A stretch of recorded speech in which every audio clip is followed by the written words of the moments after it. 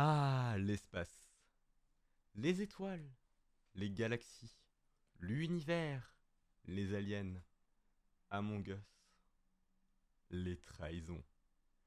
Salut la Dream Team, c'est Nagui et aujourd'hui je vous parle de l'époustouflant Léviathan. Léviathan, qu'est-ce que c'est?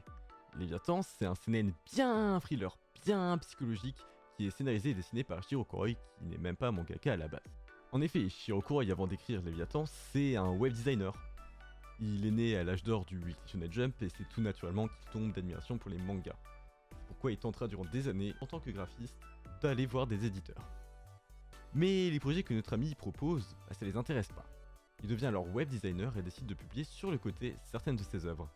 C'est ainsi que Ki-hoon prit contact avec Shiro Kuroi pour nous donner un manga 100% original Ki-hoon, bien français, bien comme on les aime. Le premier tome est paru le 6 janvier 2022, ce qui est plutôt récent et nous n'avons, à mon plus grand regret, aucune date pour le tome 2. Il a pour genre science-fiction et pour thème espace et survie. C'est bien beau tout ce petit blabla, mais concrètement, Léviathan, c'est quoi? Léviathan, c'est le nom d'un vaisseau spatial qui s'est retrouvé en épave au fin fond de la galaxie. On suit une équipe de pilleurs d'épaves qui s'y introduisent et découvrent le journal intime d'un collégien, Kazuma. Celui-ci relate les événements qui ont eu lieu dans les entrailles du navire. On y retrouve Kazuma, des années plus tôt, nous racontant son voyage scolaire vers la Terre et comment celui-ci est devenu un réel enfer. Des explosions d'origine inconnue détruisent une partie de la coque du vaisseau et forcent la classe de Kazuma à rester dans une partie très restreinte du vaisseau. L'adolescent et sa camarade, Futaba, surprennent alors une conversation entre leur professeur et un robot de maintenance. Les réserves d'oxygène sont insuffisantes pour tenir jusqu'à l'arrivée des secours. Le seul moyen pour eux de s'en sortir, c'est un seul caisson de sauvetage. Bon bah tranquille alors, tout le monde a qu'à monter dedans. Y a qu'une place. C'est bon, y a qu'une place, y a de la place que pour une personne, c'est tout. Et à partir de maintenant, ça part en Among Us géant mélangé à un Battle Royale pour savoir qui va s'en sortir. Évidemment, plusieurs groupes se forment.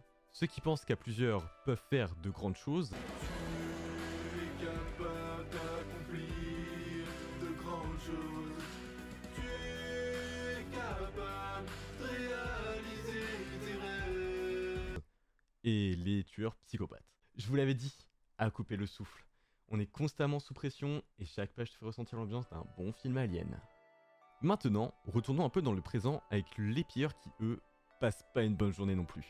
Le vaisseau est truffé de pièges mortels mis là par les élèves des années auparavant. On alterne donc entre le passé du vaisseau ainsi que le présent des pilleurs maintenant pris au piège dans un escape game spatial où tout peut les tuer. Ça me permet au point suivant de la vidéo, les points forts de l'œuvre. On a donc, en point fort numéro 1, le dessin. C'est un style très angoissant qui me rappelle certaines œuvres de Junji Ito, les expressions par moments déformées et hachurées qui tendent par moments vers le réaliste, ça me donne des frissons et c'est assez unique en son genre. Second point, on est tout le temps sous pression, je le répète, mais on n'a vraiment pas le temps de souffler et on s'ennuie jamais.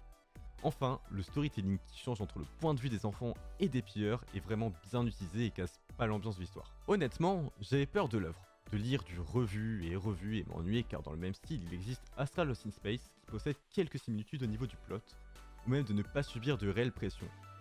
Au final, on est loin de tout ça, et je suis heureux d'avoir sauté le pas et j'ai très hâte que le tome 2 sorte. Pour finir, je vais parler de l'aspect du manga qui est très propre à lui-même. Déjà, on est sur un format plus grand qu'un manga classique, pour un total de 224 pages. La cover avec ses détails réalistes est très jolie, mais ce qui me marque le plus, ce sont les pages noires. Je sais pas comment ça a été fait, mais ça rend vraiment bien. Je vous conseille vraiment de lire Léviathan.